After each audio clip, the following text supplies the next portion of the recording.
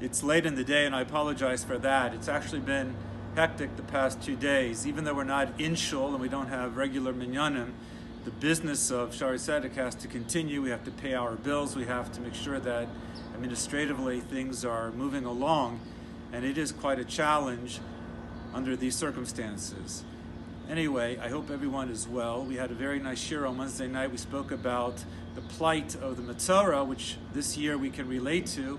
The hallmark of the Metzora is that he is in solitude, and that's where we have been. We spoke about the pain of not being able to see each other and to embrace each other and to really share each other's expressions and be across from each other and not rely on virtual connections. Having said that, I'll give you one more thought for the Parsha, and I think it's also appropriate because we're in solitude or quarantine. The Metzora, who's guilty of misusing speech, so this we translate it as leper. It's not really someone who has leprosy, but whatever this affliction is, the spiritual affliction with physical manifestations, he has to bring 2 birds. I hear the birds in the background as I do this video, but he has to bring 2 birds for atonement. The Zohar says 1 bird is for the Lashon Hara, and everybody knows that Lashon Hara is perhaps the most familiar and the most common cause of tsaras. However, the Zohar says the 2nd bird is brought because of Lishna Tava, good speech. And that obviously is a mystery, because if one is using the power of speech for good, why does he or she need atonement? And the answer is perhaps that it's not the good speech that he said, but rather it was the silence when good speech could have been offered.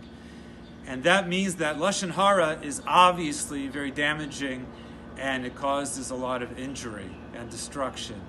A person could, instead of remaining silent, a person could say good things, and especially when we are together in the same house, and this is so unusual. And I can't imagine, and I'll make a hoda'ah, which means a confession, that we have moments in my house when perhaps we cross some lines. Hopefully we're not doing it too much, but instead of a negative comment or being silent, we have to be extra careful to offer words of encouragement and gratitude.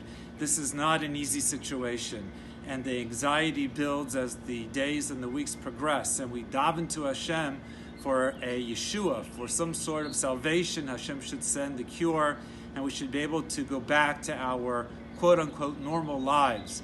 But while we're in this very serious situation, we have to be extra cautious. I'm speaking to myself.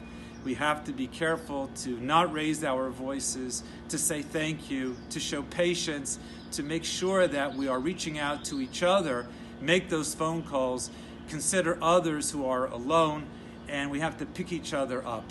And that requires atonement. The opportunities that we have right now to help each other, if we are remaining silent and only worrying about ourselves, it's a big mistake. We have the capacity, we have the strength to lift each other up.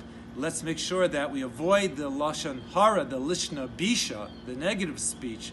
But more importantly, during these critical times, let's make sure that we are utilizing Lishna Tava, speaking well, speaking in a positive way. I wish everybody a good Shabbos. Stay well, stay healthy.